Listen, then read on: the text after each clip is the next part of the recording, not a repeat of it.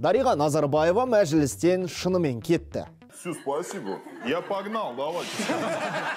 Төменгі палатадан кетуге өзі өтінішін 25 ақпанда берген.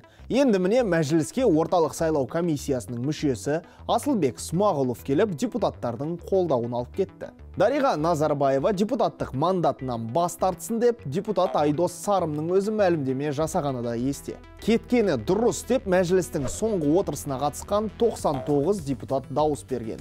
Тек біреу ғана қалыс қалыпты. Кім екен ол сонда? Назарбаевадан қалған вакансия бос қалған жоқ. Орын суытпай оған бірден Нұр Отан. Кешіріңіздер. Аманат партиясының мүшесі Саясат Нұрбек келді. Ант қабылдап мәжілісте сөзінде айтып үлгерді. Бір емес, екі мәрте мінберде тұрып, бісміллә деді. Бісміллә деп антымды беріп, қатарларыңызға қосыла кетейін. Ал Дариға Назарбаева енді не істейді деген сұрақ бар.